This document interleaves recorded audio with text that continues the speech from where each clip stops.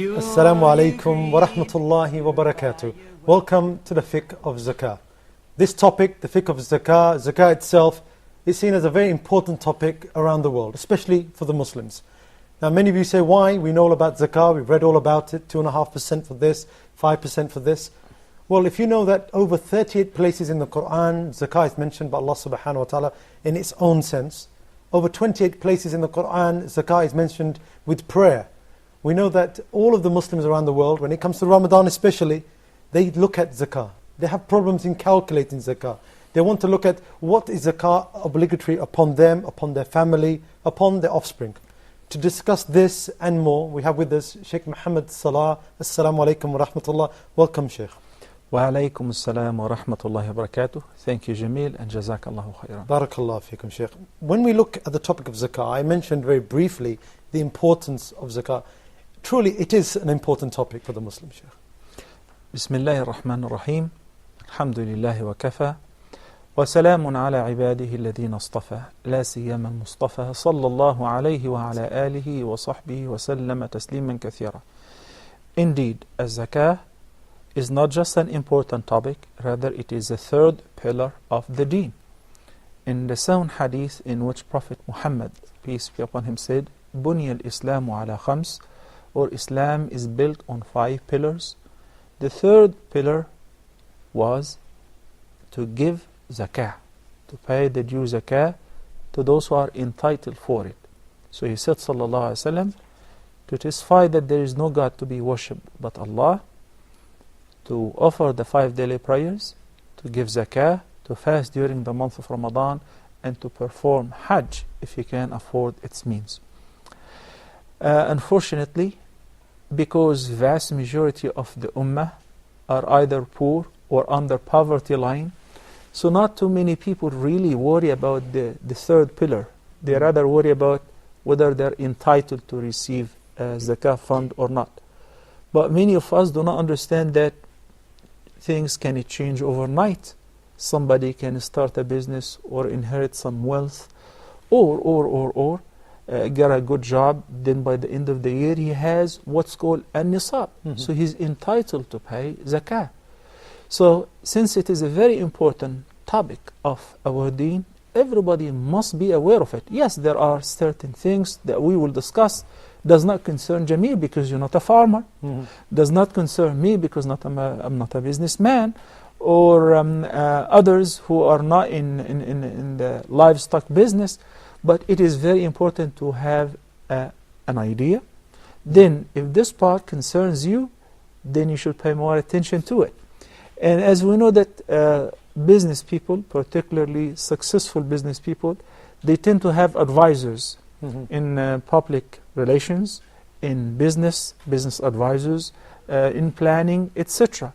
So why not have a religious advisor if you have such wealth, which is in millions? Many people brag about, I cannot even count my wealth. I have heard somebody who is extremely wealthy, a multi-millionaire, when he was asked about his wealth, he said, I don't know how much is it, because I cannot count it. You know what does it mean? It signifies that the person does not pay his zakah. Because if you are one of those who pay their regular zakah, you must keep record. You must understand how much in your wealth is entitled for zakah. You cannot say, I don't know how much do I own. So this is very important to bring into light the importance and the significance of paying zakah, because when we come to give the linguistic definition of the term zakah, you'll be amazed. Okay. Let's start at the beginning now. Okay, zakah itself, it's a term which is misused sometimes, and unfortunately sometimes it's even abused by Muslims. Now, what is zakah linguistically, Sheikh? What do we see as this word zakah, Sheikh? Every term in our religion has a linguistic definition, which is its origin, and an applied definition. And the applied definition would not differ much than the linguistic definition. Rather, it would be derived from it. The word zakah literally means az-ziyada wa-nama. As you just said, it's greatly misunderstood. When it comes to the zakah time, people are frightened and scared because I'm going to deduct, withdraw. withdraw from my account some money to give it to others, to the poor, to the needy. So they think it's a decrease. Rather, the literal, linguistic meaning of the word zakah, it's an increase. Subhanallah. It's growth and fostering. In Arabic they say, zaka zar'u wa nama. When the vegetations or the fruits or the plants grow up, so that it increased in size, in quantity. So az-zakah literally means an increase. And basically, it provides a similar meaning in its religious or applied meaning. Zakah is the third pillar of the deen, which is a specific amount of money to be taken from the rich and to be given to the poor. So it is the right of the poor. You're not doing anyone any favor. So that myth about me losing money by giving zakah, people get scared, and we all calculate the zakah. We say, okay, we try to persuade ourselves, unfortunately, that we've got enough, but really we do have enough, as you know. But we get scared. We think, oh, that's it. Our provision is gone. Allah subhanahu wa ta'ala is taking away from us. This is an incorrect way of looking at it. That's why we began by defining the zakah literally, because only when you get to understand the concept of zakah, you would not hesitate to give extra. You would not hesitate to tell your accountant, don't worry about it. If there is any confusion, give extra. Stay in the safe side. Because in one hadith, Prophet Muhammad sallallahu alayhi wasallam have slaughtered a sheep, and he let Aisha, may Allah be pleased with her, distribute it upon the poor. Then when he returned home, he asked her, what did she do? She said, it's all gone except for the arm or the shank. This is the part which Prophet Muhammad used to desire most of the sheep. And Nabi sallallahu alayhi wa sallam did not worry about what part was saved for him. Rather, he said, nay, O Aisha, rather, it's all been saved except for the part which you saved for us. Whatever you gave the poor, this is our saving. It's all been saved. And the part which you saved for us, this is what we're going to eat, digest and excrete. بل بقي كلها ولم يذهب إلا الكتف. So, whenever one is about to calculate his zakah, make sure not just remain in the safe side, give it with pleasure. Give it with delight and happiness. Aisha, the mother of the believers, may Allah be pleased with her, whenever, after the Prophet's demise, whenever somebody would come to receive a charity from her, she would put a perfume on it, and she would say, مرحبا بمن جاء يحمل زادي إلى الجنة. She would welcome the beggar and the poor because she believed that this is the person who came to transfer her load and provision from this life into the hereafter. Welcome to the one who came to carry my provision to the hereafter. So only when we come to understand this concept and where the zakah is coming from, one will be very happy while he is giving the zakah. And he will treat the poor and those who are entitled for the zakah, will treat them with the due respect. So from this, what I can take, Sheikh, what you're trying to say, and correct me here, is that really the person who's given zakah, he's actually holding on to this for the person who owns it, the right guided person, the person who owns this property? Well, this is how it works. The position and the wealth of the rich is a gift from Allah subhanahu wa ta'ala. In it, there is a right of some other people, the poor. So, az-zakatu haqqul faqir. It is the right of the poor in the wealth of the rich people. And that's why Nabi sallallahu alaihi wasallam said to Mu'adh ibn Jabal, inform them that Allah has ordained a zakah on them to be taken from the rich of them and to be given to the poor of them. Every time there is a poor person who is struggling to make it, who is hardly surviving, it is simply because there is some rich individual did not pay his due. There is a natural equilibrium that Allah subhanahu wa ta'ala created in this universe. If everybody carries out what Allah the Almighty wanted from him, then everything will be in peace. Everybody will live in happiness. You know, nowadays when we talk about the ozone, Mhm. we talk about some disturbance in the climate, it is simply because we are creating that. We're building up some disturbance over years by consuming things that we should not be consuming, by the exhaust, by the smoke, so same thing, same mechanism. When the rich people are not doing their job and paying their zakat dues, the zakat dues by itself is sufficient to cover all the needs of the needy ones. So now I've got it. This is a really good place to take a break. But just before we do take that break, let's just recap. Basically, this is something that every rich person knows that part of his wealth, to purify his wealth, has to be given. This is something that the poor person needs to survive, and a society, what you're telling the Sheikh, a society will live in peace and harmony. Everybody will live in an equitable state if only we, the people with the money who pass this nisab, give this money. Absolutely true. And as we go by, we will find out the hikmah of Allah the Almighty and His divine wisdom in stating the zakah rate, in particular wealth, from currency to gold and silver to cattle to livestock, etc., so that it will be taken from the same wealth. For instance, if it is a livestock, to be taken as cattle, sheep, goat, etc., so that the poor, when he sees the wealth of the wealthy people, would not envy them, because he has a right in that. So he prays for them with barakah and a blessing. That's why Allah subhanahu wa ta'ala said in verse number 103 of Surah At-Tawbah, خُذْ مِنْ أَمْوَالِهِمْ صَدَقَةً تُطَهِّرُهُمْ وَتُزَكِّيهِمْ بِهَا وَصَلِّ عَلَيْهِمْ إِنَّ صَلَاتَكَ سَكَنٌ لَهُمْ. Listen carefully.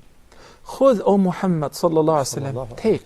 This is the right of the poor. مِنْ أَمْوَالِهِمْ, from their wealth and position, which is zakatable, which will be explained in details over the next few episodes.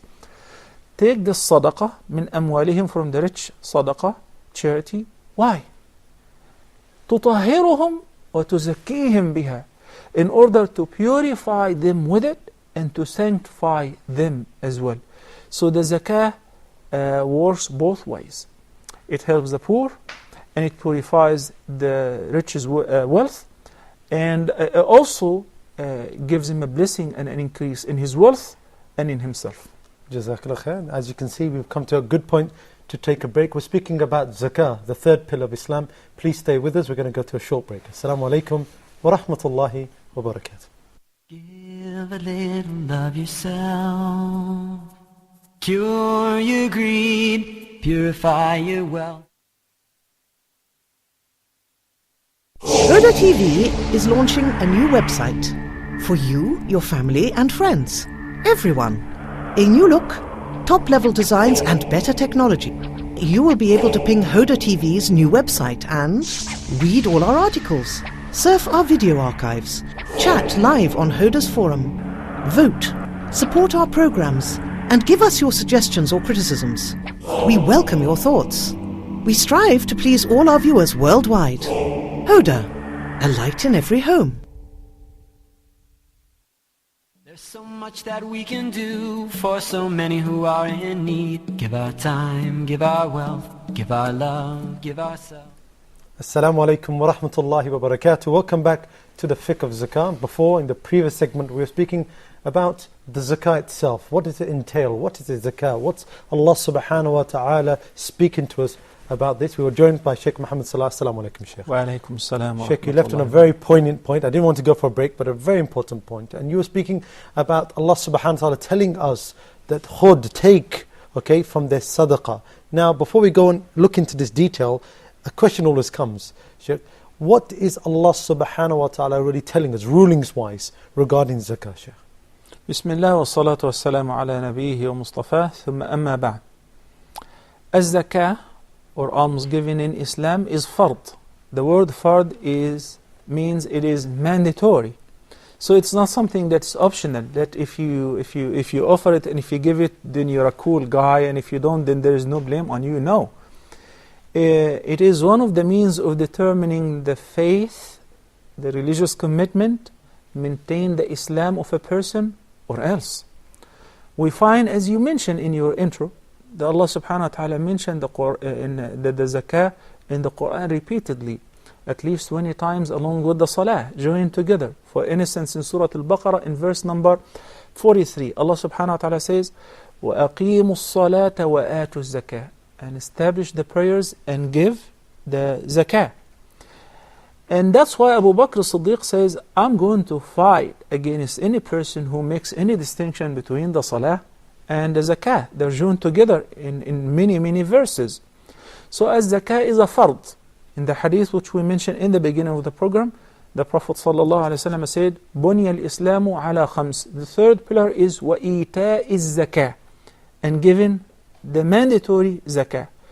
Also in verse number 103 of Surah At-Tawbah, خُذْ مِنْ أَمْوَالِهِمْ صَدَقَةً تُطَهِّرُهُمْ وَتُزَكِّيهِمْ بِهَا وَصَلِّ عَلَيْهِمْ إِنَّ صَلَاتَكَ سَكَنٌ لَهُمْ. So this is a command that you must carry out the mission of taking the zakah dues from the rich and distribute it upon those who are entitled for it, or the poor. Okay, now you've said two words there. You said sadaqah in one ayah, Allah subhanahu wa ta'ala says, and then the zakah comes in other verses. Now, I'm glad you brought this up. Where do we bring that together? I'm really glad you brought this up, because many people are confused between the term sadaqah and the zakah, to the extent that some people are very generous in giving any charity.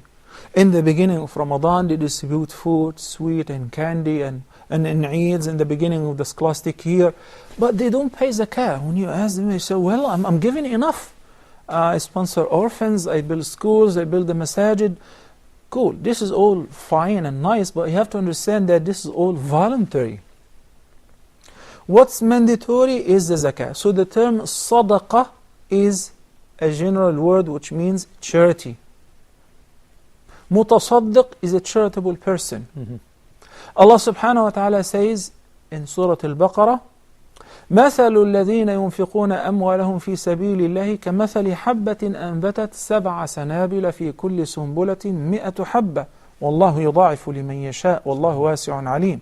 So this verse covers in general every person who gives any charity. Every charity you give is similar to one who plants or sows one single grain of corn, for instance.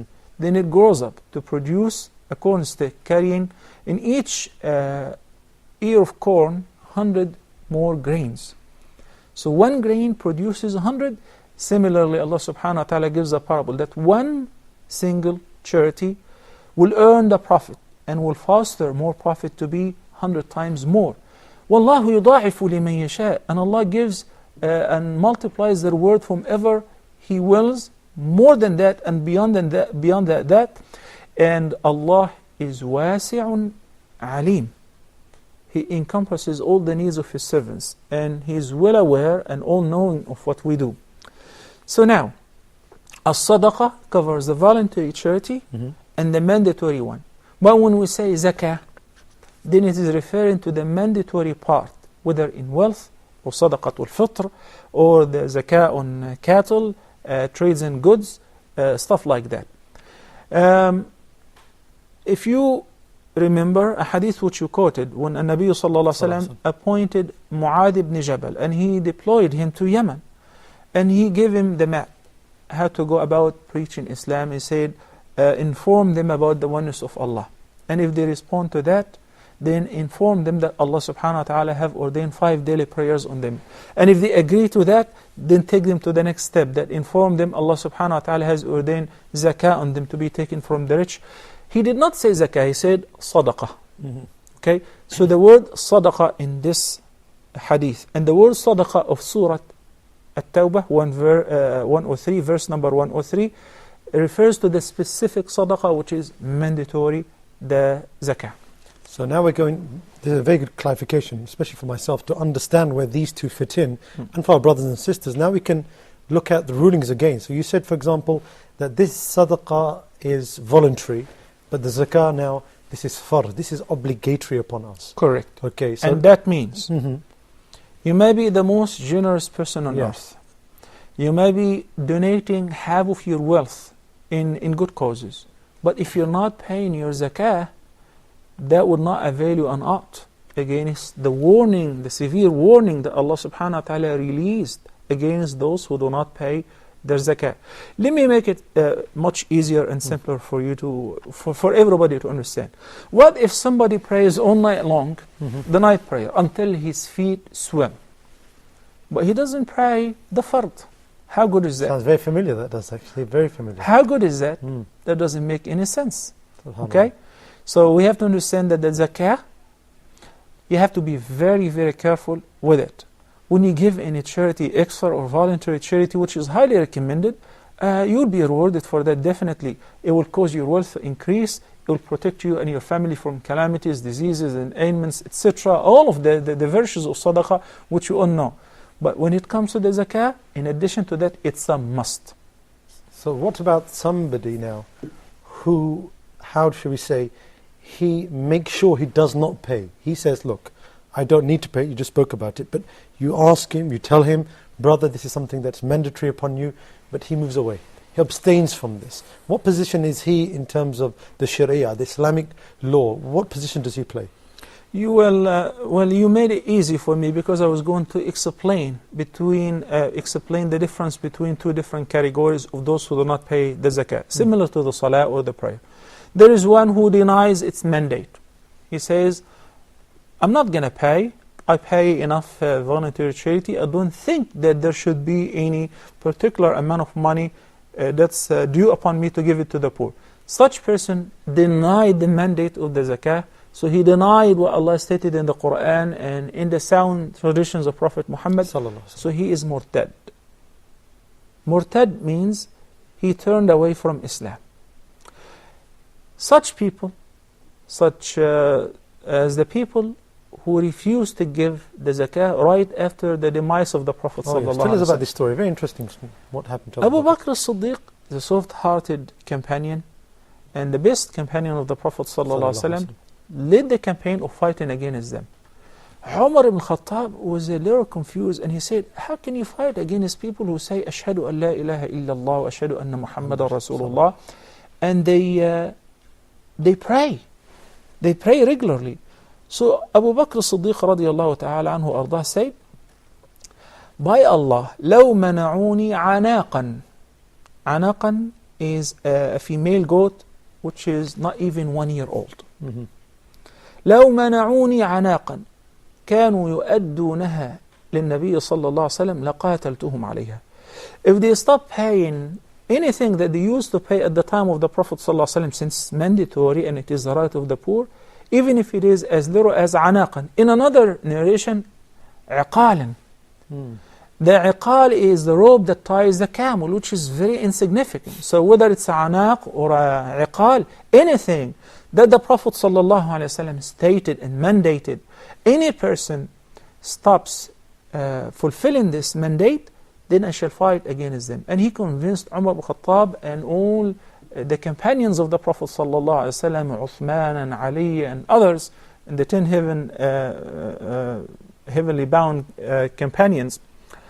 So they all agreed, and he waged a war against those who stopped paying the zakah, which is known as حروب الردة, war against apostates, those who turned away from Islam simply for not paying the zakah.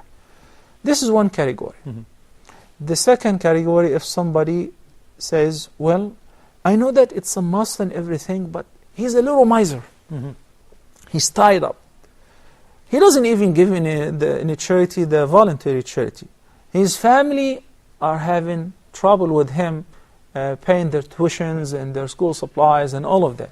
Such person is not a kafir, is not a murtad. He did not deny its mandate.